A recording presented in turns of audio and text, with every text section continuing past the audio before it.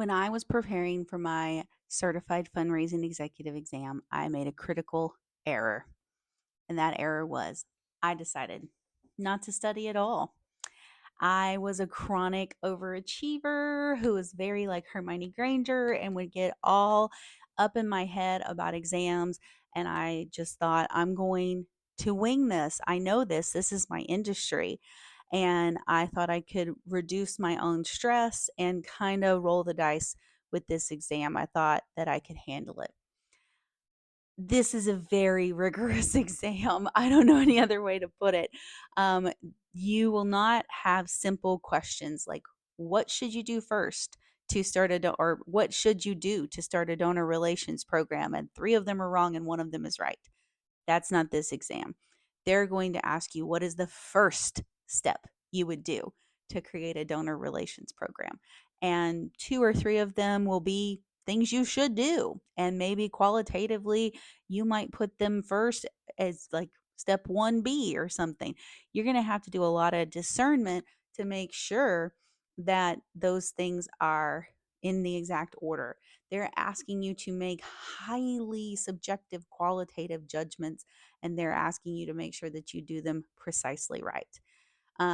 They'll ask you, what is the most important aspect of marketing plan giving opportunities versus how would you market plan giving opportunities? And again, two to three are completely wrong, and one is obviously right. So this is a very rigorous exam. And turns out after I looked at it, I only probably missed one or two questions more than I needed to in order to pass. But I was seriously pissed at myself because I had decided not to study. And my employer was paying for me to take this exam. And it cost about $200 to $250, maybe a little bit more today, to move on to the exam phase. So you're going to have a certain amount to submit your application, and when they send you your approval to test, you will have a testing fee that's due.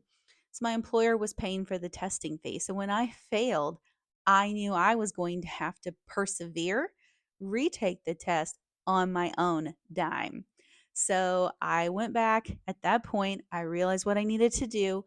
I bought a study guide from the Association of Fundraising Professionals back in 2013. There were not very many practice tests out there. There are a lot more now, and you should avail yourself of those if you are about to take this exam.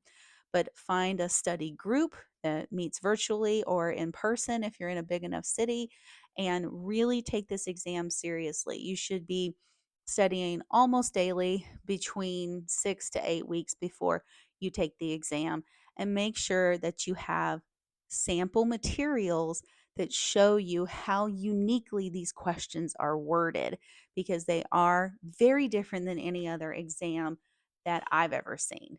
So I had been practicing in development for 15 plus years but when I took my original exam, and it was really not helpful because what I needed to study for were the elements that were unique to this exam, which was the structure of the questions. That's what I was not used to. It wasn't necessarily the content.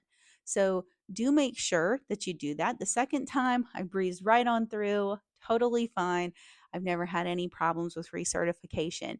So I would highly recommend that if you're going to take the CFRE exam, that you find sample test, a good study group, or at least a good study guide, and that you are taking it very seriously about 6 weeks before your testing date.